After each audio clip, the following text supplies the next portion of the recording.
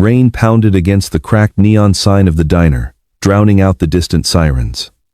Emily was just trying to finish her double shift when a shivering, confused old man stumbled through the door. Offering him a warm cup of coffee was an act of kindness that would throw her directly into the crosshairs of Chicago's most ruthless syndicate. The smell of stale grease and black coffee clung to Emily Higgins like a second skin.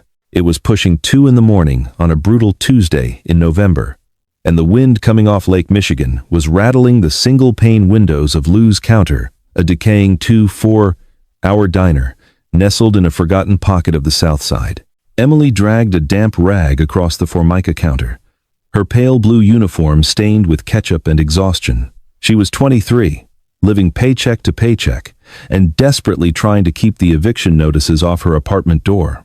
The diner was entirely empty, save for Jimmy, the shift manager, who was snoring softly in the back booth over a ledger. Emily was just reaching to flip the open sign when the heavy glass door shoved violently inward. A gust of freezing rain blew into the diner, carrying with it a frail figure. It was an elderly man, perhaps in his late 70s. He was dressed completely inappropriately for the Chicago winter, wearing only a thin, impeccably tailored charcoal suit, a white dress shirt unbuttoned at the collar, and expensive leather loafers that were soaked through with gray slush. He had no coat, no umbrella, and he was trembling so violently that his teeth chattered in a visible, rhythmic staccato. Emily immediately dropped her rag and rushed around the counter. "Sir? Oh my God, sir! You're freezing!" The old man blinked at her. His eyes were a milky, clouded brown, swimming with a profound and terrifying confusion. He looked around the shabby diner, as if he had just been dropped onto an alien planet. "The birds," he mumbled, his voice carrying a faint, gravelly Italian lilt. "I was supposed to feed the birds by the fountain. But the stone, it's so cold." "There are no birds out tonight, sweetie," Emily said softly, instinctively taking his icy hands and rubbing them between her own. "You need to sit down before you fall."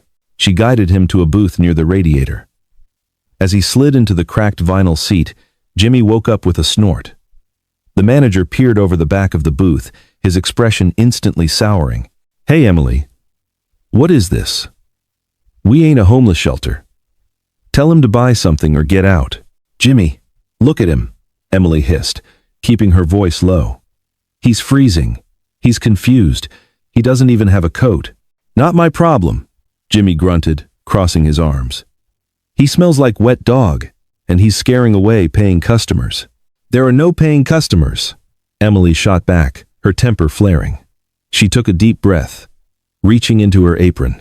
She pulled out a crumpled $10 bill, half of her tips for the entire agonizing 12-hour shift.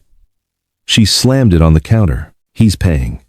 Get me a bowl of the chicken soup, extra hot, and a black coffee." Jimmy muttered a curse under his breath, snatched the bill, and trudged toward the kitchen. Emily turned back to the old man. She grabbed a handful of paper napkins and gently dabbed the freezing rain from his silver hair. Up close, she noticed details that didn't match the profile of a vagrant. His watch, peeking out from the soaked cuff of his shirt, was a heavy, gold Patek Philippe. The fabric of his suit, though ruined by the weather, felt like spun silk. "My name is Emily," she said, keeping her tone light and soothing. "What's your name?" The man stared at his trembling hands. "Silas," he whispered. I think I'm lost. I was looking for Rosa. She told me to wait by the fountain." Emily felt a sharp pang in her chest. The way he spoke of Rosa, with a mixture of desperate longing and profound grief, told Emily that Rosa was likely gone. "Well, Silas, you're safe here. We're going to get you warmed up." When Jimmy slammed the soup and coffee on the table, Emily sat across from Silas and helped him hold the heavy ceramic mug.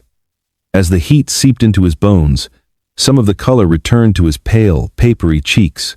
He ate the soup slowly, his confusion occasionally breaking to reveal a sharp, piercing intellect before the fog rolled back over his mind. "You have kind eyes," Silas said suddenly, his gaze focusing entirely on Emily. "Like my son." "No, not my son. He has his mother's eyes. Cold, sharp. But he is a good boy. He worries too much. I'm sure he's worried sick about you right now, Emily said. Do you know his phone number? Or an address? I can call a cab. Silas shook his head, reaching into his pocket. He pulled out a heavy, solid silver money clip. There was no cash in it, just an engraved crest, a stylized wolf over a thorny rose. He set it on the table. He will find me. He always finds me. Dominic never stops. The name didn't mean anything to Emily. She just saw a vulnerable, lost father. As the clock struck 3 a.m., Jimmy emerged from the back with his coat on. Shift's over, Emily. Lock up. The stray has to go. Emily nodded. She couldn't leave Silas on the street, and she couldn't take him to her tiny apartment. Her landlord was already looking for a reason to kick her out.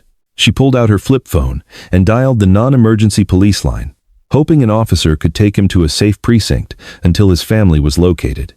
While she waited on hold, she unraveled her own thick, burgundy wool scarf from her neck, a hand-knit gift from her late grandmother, and wrapped it securely around Silas's neck, tucking it into his suit jacket. Keep this on, Silas, she murmured. 15 minutes later, a local patrol car pulled up to the diner. Emily walked Silas to the door. The old man suddenly gripped her hand with surprising strength.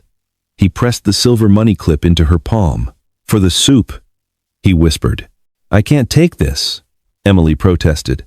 But Silas was already being gently guided into the back of the cruiser by a tired-looking beat cop. Emily stood in the freezing rain, watching the taillights fade into the darkness. She shivered, clutching the heavy silver clip, entirely unaware that across the street, idling in the shadows of an abandoned storefront, a matte black Lincoln Navigator had been recording her every move. The diner was a different beast at noon. It was loud, chaotic, and smelled heavily of frying bacon and bleach. Emily was running on 3 hours of sleep, her feet aching in her scuffed, non-slip shoes as she balanced 3 plates of hash browns up her arm. She was just dropping off a check at booth 4 when the atmosphere in the room violently shifted. It wasn't a sound, but rather a sudden, suffocating absence of it. The clatter of silverware stopped. The low hum of conversation died in the throats of the regulars. Emily turned toward the entrance. 3 men had stepped into the diner.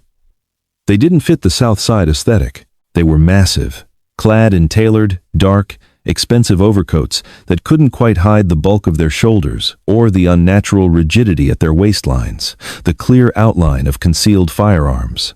2 of the men stepped to the sides, securing the door and the rear exit. The third man walked slowly toward the center of the diner. He was strikingly handsome, perhaps in his early 30s, with jet black hair swept back and eyes the color of shattered ice. His jawline looked like it had been carved from marble, and his expression was a terrifying mask of absolute, chilling calm. He exuded an aura of authority so heavy it made Emily want to hold her breath. Jimmy came scrambling out of the kitchen, wiping his hands on his apron, his face pale and sweating. Sir, gentlemen, can I help you? We're a little busy. The man with the icy eyes didn't even look at Jimmy. He raised a hand, 2 fingers extended. Quiet. Jimmy snapped his mouth shut, retreating a step. The man's gaze swept the room, dismissive of the terrified patrons, until his eyes locked onto Emily. He reached into the inner pocket of his cashmere coat and pulled out a familiar object. It was the burgundy, hand-knit scarf. Emily's heart hammered against her ribs. She took a hesitant step forward. That's my scarf. The man's eyes narrowed. He walked slowly toward her, stopping just inches away. Up close, he smelled of expensive cologne, rain, and something metallic, like gunpowder. My name is Dominic Moretti, he said, his voice a low, gravelly baritone that commanded the room. And I have a few questions about how my father ended up at a police precinct wearing your clothing. Emily swallowed hard. The name clicked. Dominic. The son Silas had mentioned. But the reality of Dominic Moretti was a far cry from the worried, loving son she had pictured. He was lost, Emily said, trying to keep her voice steady.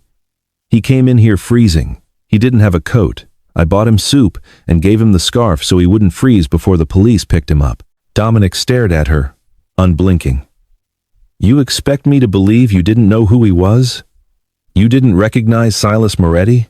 No, Emily said, crossing her arms defensively. Should I have? One of the men by the door, a burly man with a scarred eyebrow named Leo, let out a dark chuckle. Dominic didn't break eye contact. People don't just stumble upon the former head of the Moretti family without an agenda, Dominic said softly, leaning in slightly. My father suffers from dementia. He slipped his security detail yesterday evening. We spent 8 hours tearing the city apart looking for him. And suddenly, he turns up, safe, fed, and wrapped in cheap wool, babbling about an angel at a diner. Dominic reached into his coat again, pulling out a thick, banded stack of $100 bills. He dropped it onto a nearby table with a heavy thud. It had to be at least $10,000. Who paid you? Dominic demanded, his voice dropping an octave, turning lethal. Was it the O'Bannon crew?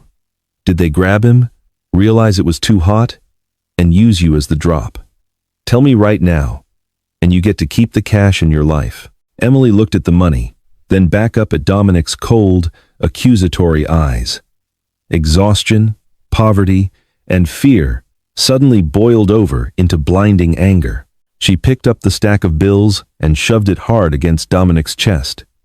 He caught it instinctively, looking momentarily shocked by her audacity. I don't know who the hell you think you are, Emily snapped, her voice trembling but loud enough to carry. And I don't care who your father is. He was an old man, shivering in the cold, and he thought he was supposed to feed birds at a fountain. I didn't want a reward, and I sure as hell don't want your blood money. Now, unless you're ordering a coffee, get out of my diner. The silence that followed was deafening. Jimmy looked like he was about to faint. Leo's hand drifted slowly toward the inside of his jacket. Dominic held up his hand, stopping his men. He looked at Emily, really looked at her. He took in her frayed cuffs, the dark circles under her eyes, the genuine outrage in her posture. The suspicion in his icy eyes slowly cracked, replaced by something much more dangerous. Intrigue. Before Dominic could speak, Leo's earpiece buzzed.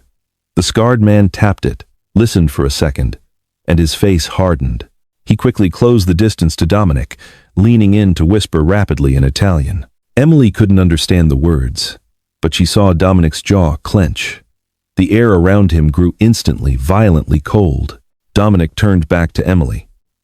It seems, he said, slipping the stack of cash back into his pocket, that your act of charity was noticed by the wrong people.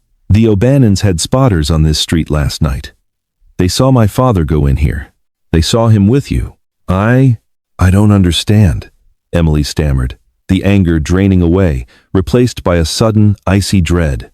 The O'Bannons are our rivals, Dominic stated bluntly, leaving no room for misunderstanding. My father is my only weakness. If they think you have some connection to him, or if they think you saw something, you are a loose end. And the O'Bannons tie up loose ends by burning them to the ground. Emily backed up until her hips hit the counter. I didn't see anything. I don't know anything. They don't care, Dominic said. He stepped forward, closing the distance between them, his towering frame casting a shadow over her. You saved my father's life last night. I owe a debt, and a Moretti always pays his debts. He reached out, his large, gloved hand wrapping firmly around her upper arm. It wasn't rough, but it was an immovable, unyielding grip. Grab your things, Emily, Dominic ordered. You're coming with us. What? No. I have a shift. I can't just leave. You don't have a choice, Dominic said, his voice softening just a fraction, a dark promise lacing his words. Unless you want to be dead before your shift ends. You belong to the Moretti family now. The ride north on Lakeshore Drive was suffocatingly silent. Emily sat perfectly still in the back of the armored Mercedes-Benz G-Class, her hands tightly folded in her lap to stop them from shaking. Beside her, Dominic Moretti was a study in predatory stillness, his eyes fixed on the gray, churning waters of Lake Michigan. In the front, Leo drove with methodical precision, while another man, introduced briefly as Carmine, monitored a police scanner and a GPS tablet. Emily's mind raced. She had left her purse, her keys, and her entire life back at Lou's counter. You can't just kidnap me, she finally whispered, breaking the heavy silence.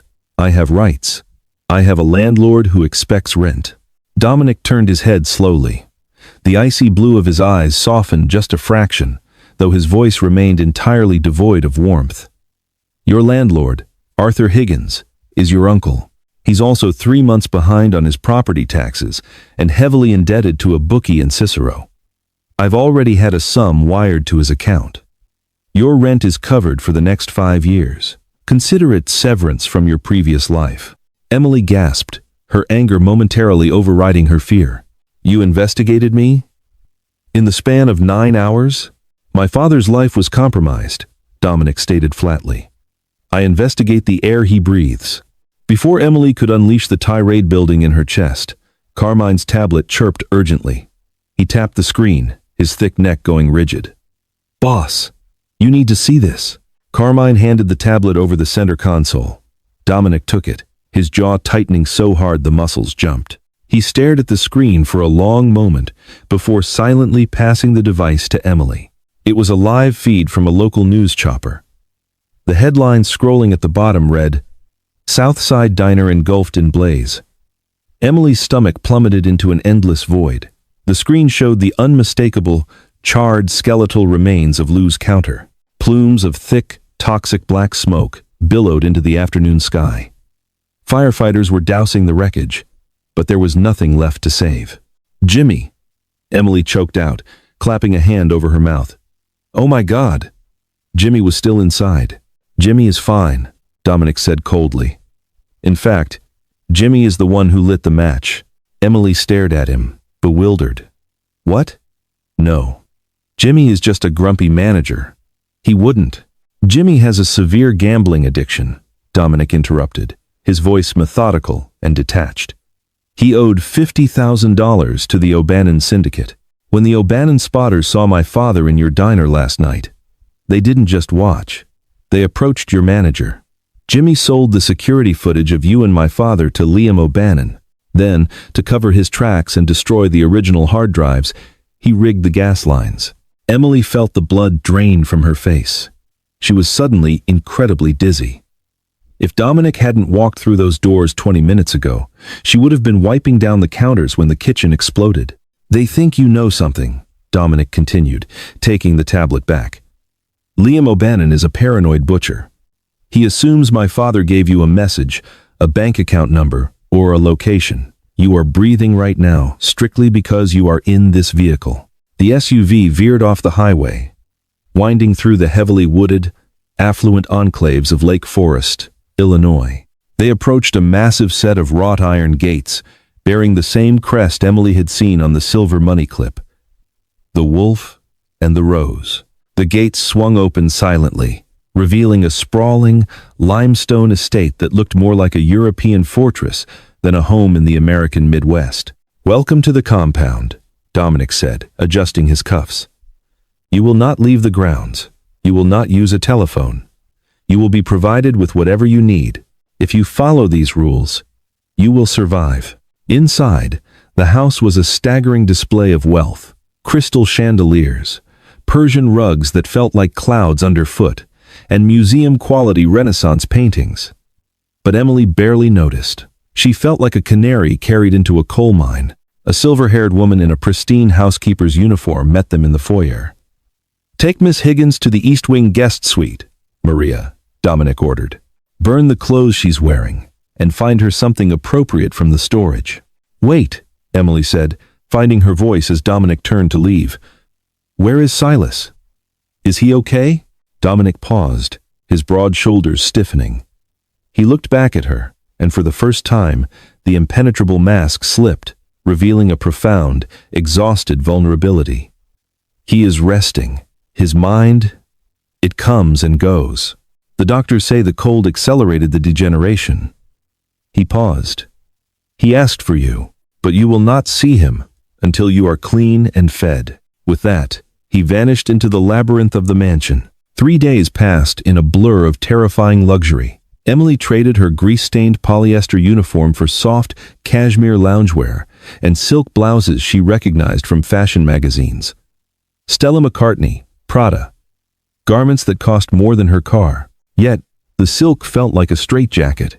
She spent her time wandering the massive library or looking out the reinforced, bulletproof windows at the perimeter guards patrolling with assault rifles. On the fourth afternoon, Maria escorted Emily to the sunroom. There, sitting in a leather wheelchair and bathed in the pale winter light, was Silas Moretti. He looked even frailer than he had in the diner, a thick wool blanket draped over his lap. Emily approached slowly, crouching beside his chair.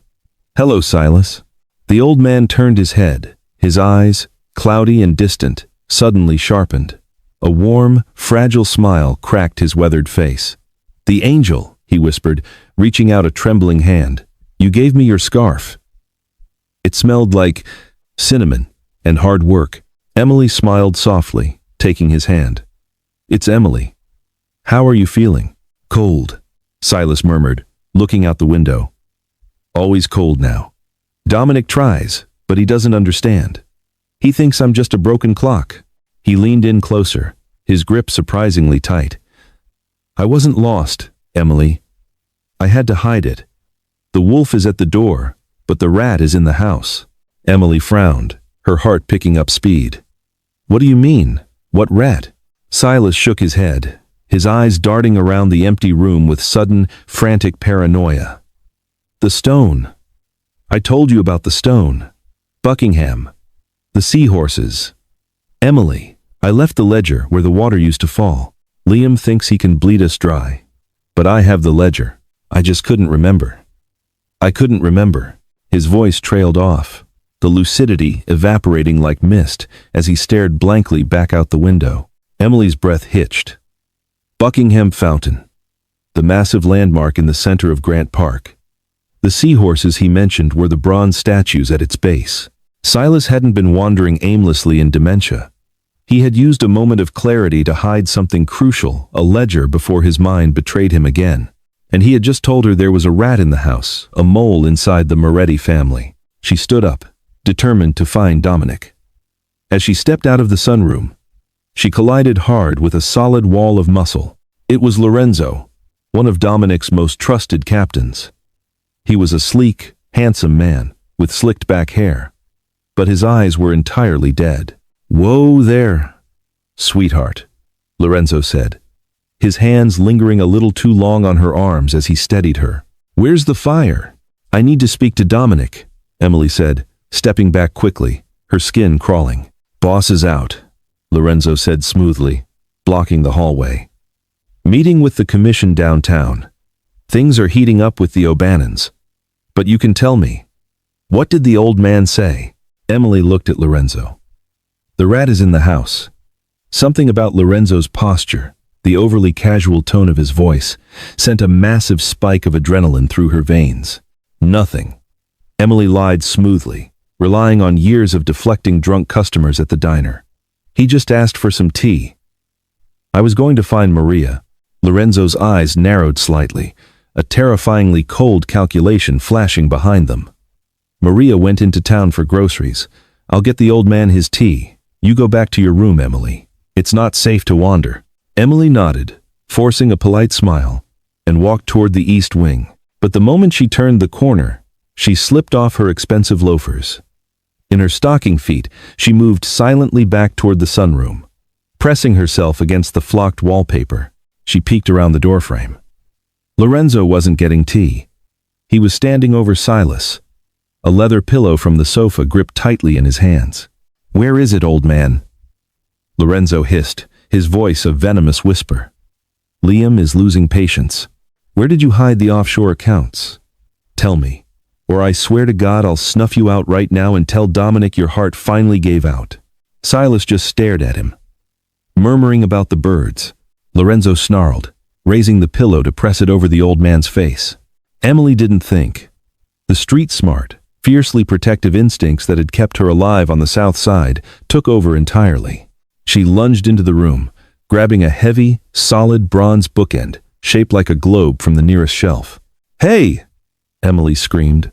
Lorenzo whipped around, his eyes widening in shock. Emily swung the heavy bronze globe with all her might.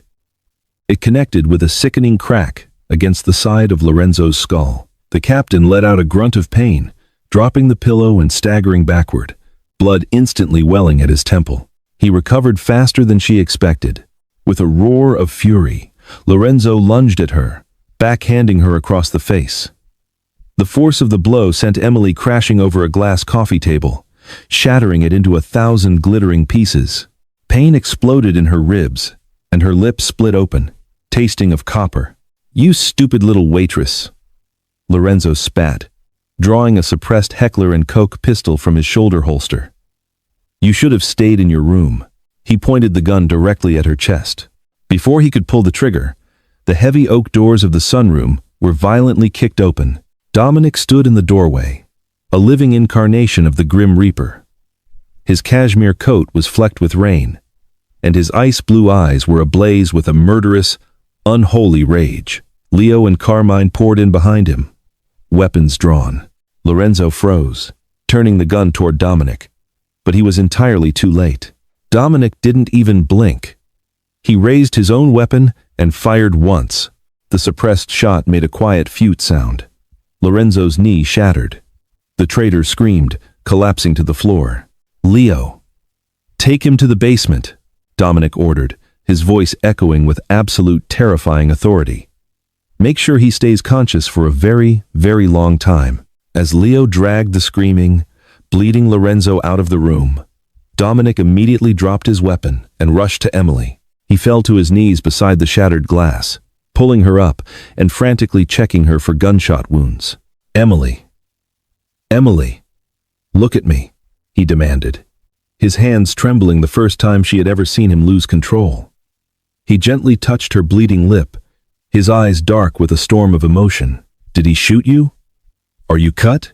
"I'm fine," Emily gasped, wincing as she clutched her bruised ribs. She looked up at him, her heart pounding not from fear, but from the sudden, overwhelming intensity of his proximity. He was the mole, Dominic. He was working for O'Bannon. "He tried to kill your father." Dominic pulled her against his chest, holding her so tightly she could feel the heavy, erratic thud of his heart. It wasn't the embrace of a mafia boss to a captive. It was the desperate, fierce hold of a man who had nearly lost something irreplaceable. "I know," Dominic murmured into her hair, his voice rough with emotion. "I caught one of his runners downtown an hour ago. I drove 100 miles an hour to get back here." He pulled back just enough to look fiercely into her eyes. "You saved him again. You saved my father." Emily caught her breath, looking deep into the icy blue eyes that were now entirely melted, burning with a fierce, protective fire. "Dominic," she whispered, her voice urgent. "Silas didn't forget everything. I know where the ledger is. I know how to destroy the O'Bannons." Dominic's ice-blue eyes snapped to Emily, the sheer intensity of his gaze temporarily eclipsing the chaos of the blood-stained sunroom. "Buckingham," he repeated, the word rolling off his tongue like a loaded chamber. "The fountain in Grant Park." "Are you absolutely certain, Emily? Silas specifically mentioned the seahorses?"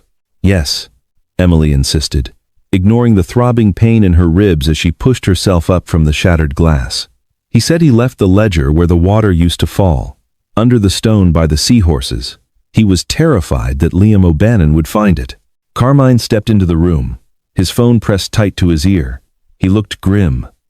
"Boss, Leo just cracked Lorenzo in the basement." The rat sang. "Lorenzo tipped off the O'Bannon crew 20 minutes ago. Liam is mobilizing a team to downtown Chicago right now. They don't know exactly where the ledger is, but they are sweeping every landmark Silas frequented." Dominic's jaw clenched, the muscles ticking erratically. "Prepare the Audi. We leave in 2 minutes." He turned back to Emily, his expression hardening back into the ruthless syndicate leader she had met at the diner. "You stay here. Maria will tend to your face. The compound is on full lockdown." "Like hell I am," Emily fired back, grabbing the sleeve of his heavy cashmere coat. The sheer audacity of her defiance made Carmine blink in shock. "Silas told me about the stone. Do you know how massive Buckingham Fountain is? There are 4 different bronze seahorse statues, and hundreds of loose limestone bricks. You'll be searching for hours in the dark. I know exactly how Silas described the angle of the streetlights hitting the stone." "You need me, Dominic." Dominic stared down at her. Her lip was split, her borrowed silk blouse was torn, and she looked exhausted, yet she burned with a fierce, unbreakable fire. A faint, dangerous smile ghosted across his lips. "If you get shot, Emily, I am going to be extremely irritated," Dominic murmured, his voice dropping to a low, intimate timbre. He reached into his coat, pulling out a compact, black Sig Sauer P365, and pressed it into her hands. "Keep the safety on, unless someone who isn't me tries to grab you. Let's go." The drive back into the heart of Chicago was a masterclass in calculated terror. Dominic drove the matte black Audi RS6 Avant like a guided missile, weaving through the sparse, icy traffic on DuSable Lakeshore Drive. The winter storm had escalated, dumping a fresh sheet of snow over the city and turning the towering skyscrapers into ghostly, monolithic shadows against the night sky. They skidded to a halt on the edge of Grant Park. The sprawling park was entirely deserted, swallowed by the howling wind. In the center of the massive plaza sat Buckingham Fountain, stripped of its cascading water for the winter, the towering, multi-tiered pink Georgia marble